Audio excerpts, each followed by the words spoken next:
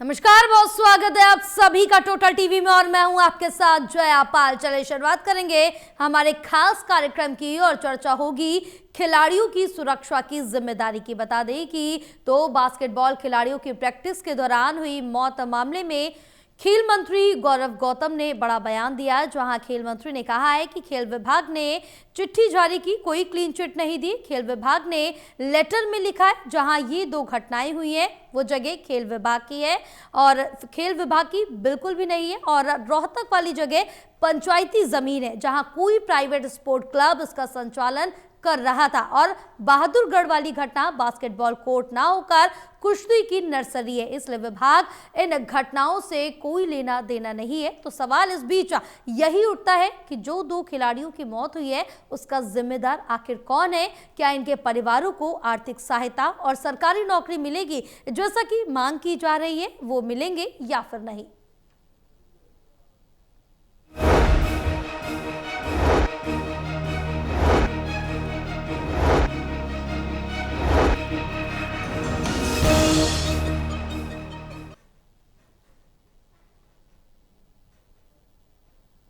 तो हमारे साथ खास मेहमान भी जुड़ चुके हैं, चर्चा करेंगे। सबसे पहले आपका तारुफ करा देते हैं। हमारे साथ एसोसिएट एडिटर जुड़े हुए हैं doctor Mahesh Kumar, associate editor Devendra Kathuria हमारे साथ जुड़े हुए हैं और वरिष्ठ पत्रकार वीरेंद्र सोनीची हमारे साथ जुड़े हुए हैं। आप सभी का बहुत स्वागत है। चर्चा करेंगे लेकिन उससे पहले दिखाएंगे एक रिपोर्ट। कहते हैं ना, पुलिस और सरकार में बहुत दम होता है। ये बात दोनों स्थिति में सही है, जब सच को सामने लाना हो या फिर अपना बचाव करना हो।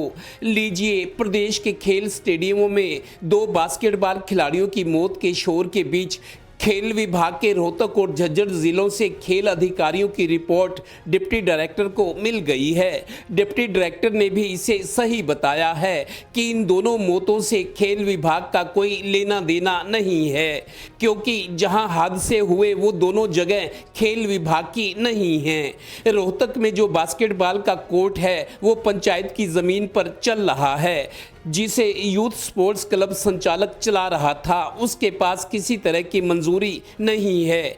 ऐसे ही झज्जर के बहादुरगढ़ में जो हादसा हुआ है वो कुश्ती की नर्सरी में हुआ है, यानी खेल विभाग ने खुद को ही क्लीन चिट दे दी है।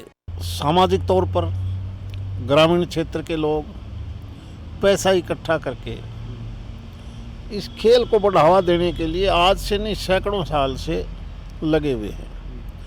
आज़ादी के बाद राष्ट्रीय स्तर पर खेल विभाग बना, प्रदेश स्तर पर बना, फिर धीरे धीरे ओलंपिक एसोसिएशन, राष्ट्रीय स्तर पर HAO देखोगे आप, प्रदेश में भी एसोसिएशन है, फेडरेशन है, खेल विभाग अलग से काम करता है। गौरतलब है कि दो खिलाड़ियों की मौत के बाद खेल विभाग पर उठे सवालों और सरकार पर भी इसकी आंच आने के बाद सीएम ने मंगलवार को अपने निवास कबीर कुटीर में मंत्रियों की अनौपचारिक बैठक बुला ली और उनके विभागों के कामों की समीक्षा हुई। अब जब खेल विभाग ने दोनों खिलाड़ियों की मौत से खुद को अलग कर लिया है, सवाल ये है कि क्या इनके परिवारों को आर्थिक सहायता और सरकारी नौकरी जैसी बातें हो रही थी वो मिलेगी या नहीं? इन मौतों का जिम्मेदार आखिर कौन है? उधर नेता प्रतिपक्ष भूपेंद्र सिंह हुड्डा ने कह दिया है कि 14 दिसंबर को दिल्ली की वोट चोर गद्दी छोड़ महारैली के बाद वो प्रदेश के सभी खेल स्टेडियमों को जाकर देखेंगे। मुझे याद है 2006 के आसपास हमने, जब मैं भी कांग्रेस में था, तो ग्रामीण खेलों के लिए स्टेडियम बनाए थे 4-4 एकड़ में। उनके ऊपर कहीं 1 करोड़, कहीं 90 लाख, कहीं 80 लाख रुपया खर्च हुआ। HRDF के पंचायत विभाग से वो पैसे से बाकायदा बनाए गए। बस गलती यही रही कि अपना इंफ्रास्ट्रक्चर तो बना दिया, उसकी देख रेख के लिए न तो पंचायत ने संभाल करी, ना हमने एजुकेशन डिपार्टमेंट को दिया, ना ही हमने खेल विभाग को समर्पित किया। सिर्फ खिलाड़ी अपना खेल खेलते रहे, तैयारी करते रहे। यानी साइड इफेक्ट्स अभी नजर आएंगे। Haryana bureau, total news.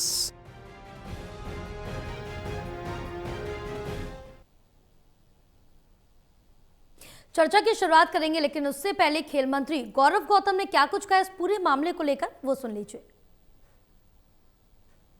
जिम्मेदारी तो सरकार की है, सरकार फैसला लेती है। खेल का मैदान होगा, खिलाड़ी होंगे, खेल विभाग उसमें अपनी इंटरफेरेंस रखता ही है। और ये मैदान की बात थी, जो क्लीन चिट की बात आप करो, मैदान की बिल्कुल सुदृढ़ करने का काम करेंगे हम। हर खिलाड़ियों खेल के मैदान से, चाहे वो पंचायत का होगा, शिक्षा विभाग का होगा, उससे अंडरटेकिंग लेंगे। वो लोग अंडरटेकिंग देंगे कि हमारा ग्राउंड ठीक है। ये बात हमने अधिकारियों को निर्देश दिए हैं कि आप ग्राउंड पे कुछ डेडलाइन उसकी तय की है कि जाइए हर ग्राउंड को चेक करिए। अगर पंचायत विभाग का है तो उससे डेडलाइन लीजिए, अगर अंडरटेकिंग लीजिए कि वो ग्राउंड ठीक है। अगर शिक्षा विभाग का तो उससे लीजिए, और हमारे ग्राउंड है हम उसको सुदृढ़ करेंगे और जो भी कुछ कमी होगी उसको पूरा करेंगे। चलिए चर्चा की शुरुआत करेंगे। देवेंद्र, सबसे पहले आपके पास आऊंगी, क्योंकि जिस तरह से यहाँ पर ये कहा गया कि ये दोनों ही जमीन विभाग की नहीं है, अगर विभाग का इन घटनाओं से कोई लेना देना नहीं, ये साफ तौर से कह दिया। लेकिन इस बीच सवाल यही उठता है कि अगर विभाग का यहाँ पर जिम्मेदारी लेने को तैयार नहीं है, तो इन दो खिलाड़ियों की मौत का आखिर जिम्मेदार कौन है? देखिए जया, अगर सरकार या खेल विभाग के अधिकारी ये कहते हैं कि सरकार की जगह नहीं थी, सरकार की प्रमाणित या अप्रूव्ड जगह नहीं थी, तो सवाल ये है कि फिर खेल विभाग के अधिकारी अगर गलत तौर पे हो रहा था तो उन्होंने चेक क्यों नहीं किया? जिम्मेदारी किसकी थी? जिम्मेदारी तो तब भी खेल विभाग की है ना। अगर कोई इलीगल तौर पे कोई एक्टिविटी हो रही है तो आपका एनफोर्समेंट विंग, आपका जो निरीक्षण कक्ष होता है, निरीक्षण करने वाले लोग, वो आपका सिस्टम कहाँ पे है? तो ये जो मीडिया में कुछ बातें आई हैं कि स्पोर्ट्स डिपार्टमेंट ने जो कुछ दो अलग अलग हादसों में मौत हुई है खिलाड़ियों की, वो मतलब खेल विभाग ने इससे लेना देना कोई नहीं है, वो उनकी जगह नहीं थी। अगर उनकी जगह नहीं थी, लेकिन इस तरह के अगर एक्टिविटी हो रही थी तो उसको चेक करना चाहिए था, उनको पकड़ना चाहिए था, नोटिस दिया जाना चाहिए था, बंद करवाना चाहिए था। बात ये भी है, मंत्री जी ने बात सही कही है कि हम जिम्मेदारी से पीछे नहीं हटेंगे, लेकिन जिस तरीके से आज संसद में भी जैसे चुनाव सुधारों की बात हो रही है, तो मेरे को लगता है खेल स्टेडियम सुधारों पर भी अब सरकार का ध्यान है कि जहां कुछ उस तरीके की चीजें आ रही हैं कि इस तरह की घटनाएं आगे ना हो। देखिए, एक खिलाड़ी को तैयार करने में सरकार का कितना पैसा खर्च होता है, उसको ट्रेनिंग दी जाती है, इक्विपमेंट्स दिए जाते हैं, खुराक दी जाती है, उसके विदेश जाने में या नेशनल स्तर के तो आने जाने का खर्चा, उसको रूम्स, किराया, बहुत कुछ। एक खिलाड़ी को तैयार करने में वैसा ही होता है जैसे एक MBBS डॉक्टर को तैयार करने में सरकार का पैसा खर्च होता है।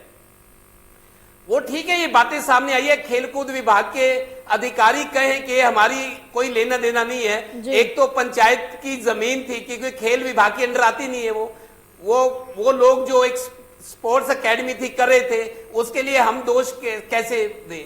और दूसरी बात बहादुरगढ़ वाली जो है, उसका ये है कि वो नर्सरी की वो जगह थी, कुश्ती नर्सरी की जगह थी जहां वो ये खेल खेला जा रहा था, उसके लिए वो वैलिड ही नहीं था। खैर, ये तो अपनी फेस सेविंग वाली बात है, खुद को कैसे बचाया जाए। लेकिन मंत्री जी ने पते की बात कही है, जो खुद खेल मंत्री है, कि कमियां नजर आई हैं इस हादसों के बाद। सरकार को हमदर्दी है उन परिवारों से, और हम नकार नहीं रहे कि हमारा कोई वास्ता नहीं, लेना देना नहीं, लेकिन सरकार अब चेक करेगी कि जैसा ये MP धर्मवीर कह रहे थे कि हरियाणा में तो सदियों से खेल चलते आ रहे हैं। पहले गांव से पैसा लोग इकट्ठा करके खेल खेलते थे ताकि बच्चे तंदुरुस्त रहे, आगे बढ़े, उनका कॉन्फिडेंस बढ़े। सदियों से पैसा इकट्ठा करके अपने लेवल पे जमीन दान मिलती थी, चंदा मिलता था, धीरे धीरे सरकारें बनी, फिर स्पोर्ट्स डिपार्टमेंट बना, अलग से फेडरेशन है, और हरियाणा ओलंपिक संघ है, उसके बाद Sai sports authority of India है। अलग अलग स्तरों पे खेलों को बढ़ावा दिया जा रहा है।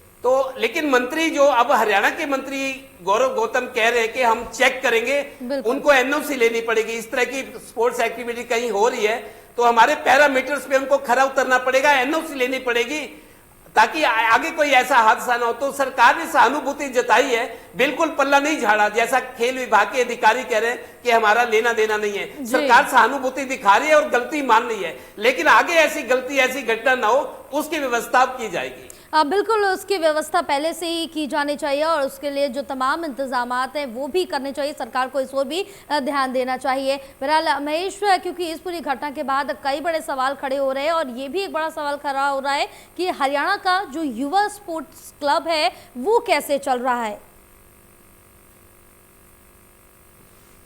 देखिए जया, मुझे लगता है कि यहाँ पर परिस्थितियों को ज़रा समझने की ज़रूरत पड़ेगी।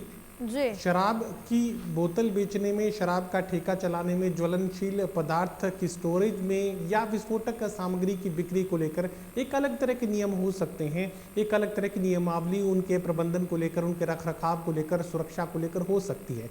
लेकिन जहाँ तक खेल की बात आती है तो हरियाणा की माटी के कुछ खेल हैं या कहें कि हरियाणा की संस्कृति में खेल पहले से शामिल हो। यही वजह है कि दुनिया में हरियाणा के पहलवान पहचाने गए, हरियाणा के बॉक्सर्स पहचाने गए। वजह सिर्फ सरकार की कोशिश नहीं थी, वजह यही थी कि हरियाणा की संस्कृति में ये खेल पहले से शामिल हैं और इन खेलों की कोई नियमावली आप किस तरीके की बनाना चाहते हैं वो सरकार पर निर्भर करेगा। लेकिन यहाँ रोकने की ज़रूरत नहीं है। यहाँ तो अगर किसी जगह पर कोई खाली प्लॉट अगर किसी को मिल जाए, पंचायत के तालाब के किनारे अगर थोड़ी सी जगह बच्चों को मिल जाए तो वहाँ पर खेलना शुरू कर देते हैं। और ये भी मुझे नहीं स्वीकार्य है कि सरकार किस तरीके से कह रही है कि वो तो रेसलिंग की जो नर्सरी थी, अरे रेसलिंग की नर्सरी थी तो क्या बाकी खेलों के लिए आप कोई जगह नहीं देंगे?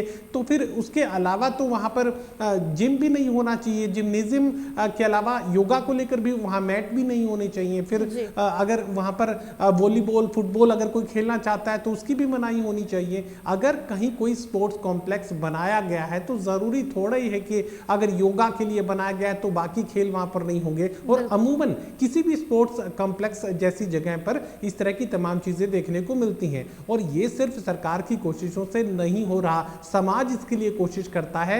बल्कि ग्रामीण क्षेत्रों की अगर बात की जाए तो पूरी की पूरी पंचायतें खेलों का आयोजन करवाती हैं, अपनी तरफ से इनाम रखती हैं और उस इनाम में भागीदारी गांव के लोगों की होती है। गांव के मौजूद लोग पैसा इकट्ठा कर उन खेलों का आयोजन करवाते हैं। तो ऐसे में यहाँ किसी तरह की रोकथाम की जरूरत नहीं है। कुछ ऐसा विस्फोटक नहीं हुआ है कि जिससे बहुत कुछ गलत हो जाए। यहाँ एक सही दिशा में चीजों को सोचने, समझने और निर्णय करने की जरूरत है। सरकार इस तरीके से अपनी जिम्मेदारी से नहीं बच सकती कि वहां पर खेल नर्सरी थी और वहां पर ये जो है वॉलीबॉल के लिए व्यवस्था क्यों कर दी गई। अगर नहीं करनी थी तो पहले हटा देते, और अगर घटना हुई है तो उसके लिए जिम्मेदारी लेनी पड़ेगी। देखिए कानूनी पहलू कुछ चीजों के अलग हो सकते हैं, तकनीकी पहलू फिर आप मीटर में नापने लगेंगे, फिर आप सेंटीमीटर्स में नापने लगेंगे। लेकिन मोरल रिस्पॉन्सिबिलिटी की जब बात आती है, नैतिक दायित्व की जब बात आती है तो सरकार अपने दायित्व से पीछे नहीं हट सकती। और ना सिर्फ ये किसी खेल विभाग की जिम्मेदारी है, मुझे लगता है कि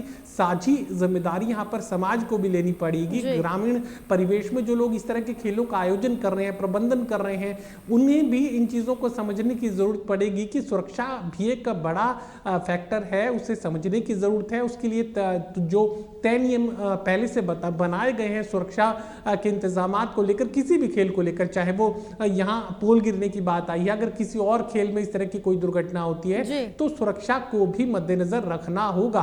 फिलहाल अकेले सरकार पर इस तरह की जिम्मेदारी डाल देना शायद गलत होगा, और सरकार भी जिस दिशा में बात को मोड़ने की कोशिश कर रही है, देखिए कानूनन हो सकता है कि सरकार हर एक शब्द जो बोल रही है वो पूर्णतः सही हो, लेकिन नैतिक दायित्व की जब बात आएगी तो फिर सरकार उसके लिए जिम्मेदार ठहराई जाएगी। और न सिर्फ सरकार जिम्मेदार ठहराई जाएगी बल्कि वो लोग, वो सामाजिक संगठन, वो खेल संगठन भी इसके लिए जिम्मेदार ठहराए जाएंगे जो किसी तरह की गलती पर थे, चाहे अनजाने में ही सही, लेकिन वो गलती उनसे हुई जिसका खामियाजा 2 जिंदगियों को खोकर भुगतना पड़ा है हरियाणा प्रदेश के लोगों को, और पूरे देश को इस पूरी घटना पर कहीं ना कहीं दुख जाहिर करते देखा जा सकता है। बिल्कुल, कहीं ना कहीं जिस तरह से देखें एक बड़ा हादसा था, बड़ी घटना थी जिस पर बीते 100 तन जाने, एक बड़ी कहावत है, उनके परिवार वाले ही जान सकते हैं। बहरहाल विनीत जी, यहाँ पर कई बड़े सवाल तो इस पूरी घटना पे खड़े ही हो रहे हैं, लेकिन जो अंतिम सवाल खड़ा होता है, आखिर जिम्मेदारी किसकी है इन बास्केटबॉल खिलाड़ियों की मौत की?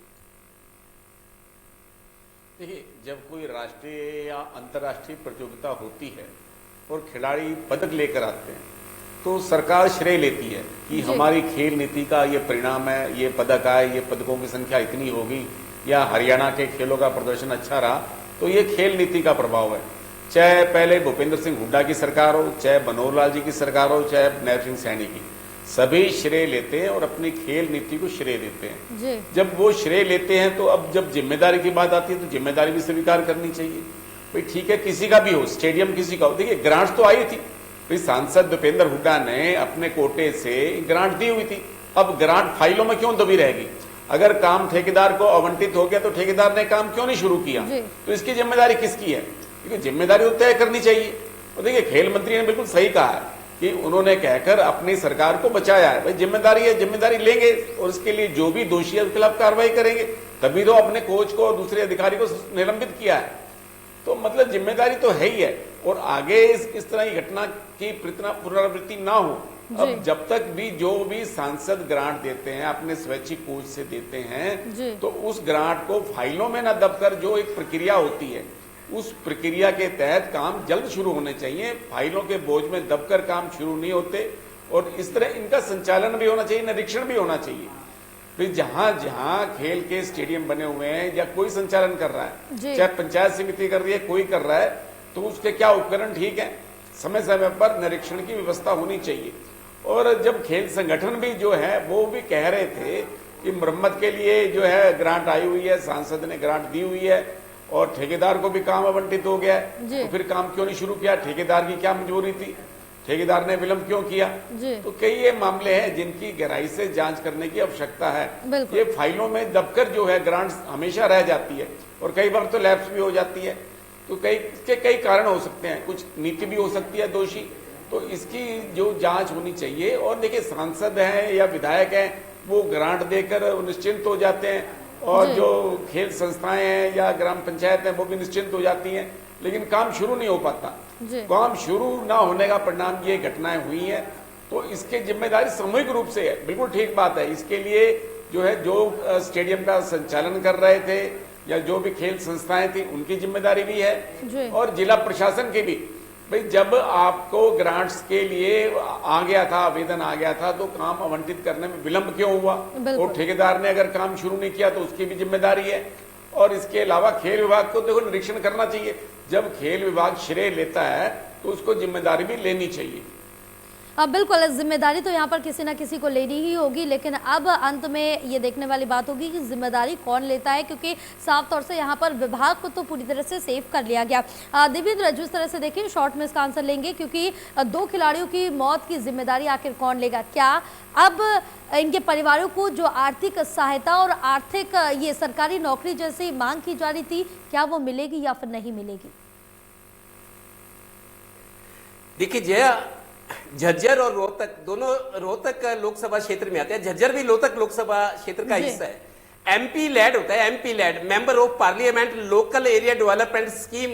ये हर सांसद को हर साल मिलता है, वो उसकी मर्जी है कहाँ जरूरी है, कहाँ वो समझता है उसको खर्च करता है जिला प्रशासन। एमपी लैड, वही एमपी लैड का पैसा दीपेंद्र हुड्डा कह रहे हैं क्योंकि उनके रोहतक लोकसभा में था और झज्जर भी रोहतक लोकसभा में आते हैं, तो उनका एक ही एरिया में दोनों स्टेडियम थे ये। दूसरी बात यह है कि अब मुआवजे की बात आप कह रहे हो, मुआवजा देखिए जब ये बयान आया था मीडिया में सुबह आज, कई के स्पोर्ट्स डिपार्टमेंट के जो डीएसओ कहते हैं, डिस्ट्रिक्ट स्पोर्ट्स ऑफिसर, जिला खेल अधिकारी, उस स्तर पे ये जांच हुई थी 2 अलग अलग। उस जांच में ये सामने आया कि ये हमारे खेल विभाग के तहत नहीं आती, ये दोनों ही जगह जहां ये हादसा हुआ है। डीएसओ ने रिपोर्ट भेजी, डिप्टी डायरेक्टर होता है उनके, डिप्टी डायरेक्टर के बाद डायरेक्टर स्पोर्ट्स होता है, उसके बाद एसीएस वगैरह होते हैं खेल विभाग के। तो शुरुआती चरण में ही ये कहा गया, डिप्टी डायरेक्टर ने भी डीएसओ की रिपोर्ट को कहा कि हाँ ये हमारी गलती तो नहीं है, हमारा कोई लेना देना नहीं। जब इस तरह की मीडिया में खबर आई, मेरे को खुद पर्सनली फीलिंग हुआ, मेरे को लगता है इसकी रिएक्शन आ सकती है। इतना बड़ा हादसा होने के बाद आप पल्ला झाड़ दे हो, भले ही आपका चलो गलती नहीं है, ठीक है आपकी। देखिए हम रोडवेज की बस में सफर करते हैं या रेल में, हम यात्री है ना, टिकट लेकर चढ़ते हैं, लेकिन ट्रेन में लटक कर जाना होता है और बसों में खड़े होकर जाना पड़ता है, जबकि यात्री है हम, हमने टिकट लिए, हम यात्री हैं, हमारे को मान्यता है कि हम यात्री हैं। उस स्थिति में ये भी तो खिलाड़ी थे ना। अगर उनके पास सुविधा नहीं है, उनकी सुरक्षा नहीं है, उनके पास वो सब नहीं है जिस खेल में वो चमकना चाहते, तो डिपार्टमेंट की जिम्मेदारी थी। मंत्री जी ने सही कहा है कि अब इन चीजों को एक मैकेनिज्म तैयार करना पड़ेगा। प्राइवेट एकेडमी हरियाणा में बहुत चलती है, पानीपत में बहुत सारी है, बॉक्सिंग की है, रेसलिंग की है, प्राइवेट एकेडमी खेलों को प्रमोट करने के लिए। थोड़ी बहुत वो फीस भी लेते हैं क्योंकि उनके खर्चे होते हैं। हरियाणा में खेतों में एकेडमी बनी हुई है, पानीपत में भी कई जगह है। बिल्कुल बिल्कुल। अब ये है कि जो डीएस होते हैं, डिस्ट्रिक्ट स्पोर्ट्स ऑफिसर, वो इन पर कंट्रोल करे, इनका निरीक्षण करे। और बिल्कुल, कहीं ना कहीं कंट्रोल किया जाना बेहद जरूरी है। पंचायत स्तर पर गेम है, उनसे परमिशन ले, तालमेल रखें, तब बातें ठीक होगी। अब बिल्कुल महेश, आपसे भी एक लास्ट आंसर लेंगे और शॉर्ट में, क्योंकि जिस तरह से देखिए ये जो अखाड़े यहाँ पर चल रहे थे, स्पोर्ट्स क्लब, वो किस तरह से चल रहे थे, क्योंकि अगर बहादुरगढ़ का जिक्र करें तो बहादुरगढ़ में कुश्ती की नर्सरी में ये किस तरह से बास्केटबॉल का कोर्ट चल रहा था, और रोहतक में युवा स्पोर्ट क्लब किसकी मंजूरी से चल रहा था। अगर यहाँ पर पूरी तरह से लाइसेंस के अंडर चल रहा होता तो शायद इस तरह की घटना ना होती। देखिए, उसी बात पर मैंने विस्तार से जानकारी दी थी कि इस तरह की लाइसेंसिंग की मुझे लगता है कि कोई ज़रूरत नहीं होनी चाहिए, और इस तरह की व्यवस्था कहीं ना कहीं रोड़ा बनेगी उस ग्रामीण परिवेश की विचारधारा में, संस्कृति में, जहां पर खाली प्लॉट भी अगर किसी को मिल जाए तो वहां खेल शुरू हो जाते हैं। तो यही मैं कहने की कोशिश कर रहा हूं कि बहुत फर्क है कि आप शराब का ठेका खोल रहे हैं या एक खेल नर्सरी खोल रहे हैं, लेकिन उसके साथ ही ये भी ज़रूरी है कि सुरक्षा के जो एहतियाती कदम है वो उठाए जाने चाहिए, सुरक्षा से किसी तरह का समझौता नहीं हो, लेकिन इस तरह की लाइसेंसिंग व्यवस्था कायम करने की जरूरत नहीं है कि जिससे ये लगने लगे कि ये कोई एक इंडस्ट्री बन चुकी है। समाज सेवा के तौर पर भी खेलों को आगे बढ़ाने की कोशिश सामाजिक लोगों की तरफ से की जाती है और एक संस्कृति का हिस्सा है। हरियाणा प्रदेश में अगर मैं विभाग तौर पर बात कह सकता हूं कि हरियाणवी संस्कृति का हिस्सा है ये खेल, तो इसे लाइसेंसिंग व्यवस्था में डुबोने की जरूरत नहीं है। लेकिन जहां भी इस तरह की खेल की व्यवस्थाएं की गई है, कई बार खिलाड़ी होते हैं वो खुद दंगल करवाने के लिए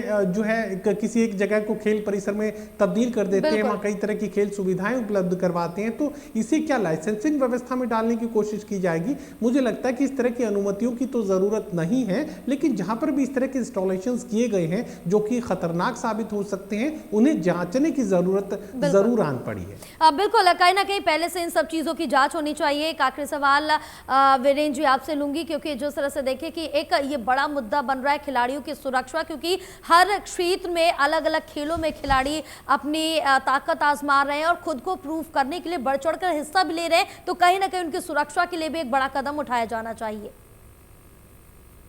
देखिए, खेल स्टेडियमों में भी जांच होनी चाहिए, भाई जो उपकरण है क्या वो सही है, क्या उनको जंग तो नहीं लग गया।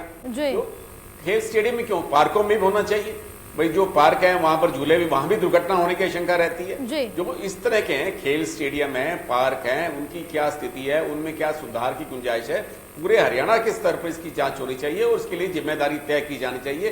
तो नगर निगमों के पास भी इसका फंड होता है, तो इनका सदुपयोग हो, फंड का सदुपयोग हो, ये सबसे बड़ी आवश्यकता है। और जो ग्रांट आई हुई है उनको ग्रांट के मुताबिक उनका निर्माण शुरू किया जाना चाहिए। बिल्कुल, कहीं ना कहीं शुरू जरूर किया जाना चाहिए, इस पर गंभीर रूप से ध्यान देने की जरूरत है। बहरहाल आप सभी का पूरी चर्चा के लिए बहुत धन्यवाद। लेकिन आखिर सवाल यही खड़ा होता है कि हरियाणा में खिलाड़ियों की मौत का जिम्मेदार कौन है? क्या इन खिलाड़ियों के परिजनों को आर्थिक सहायता या फिर सरकारी नौकरी मिलेगी या फिर नहीं?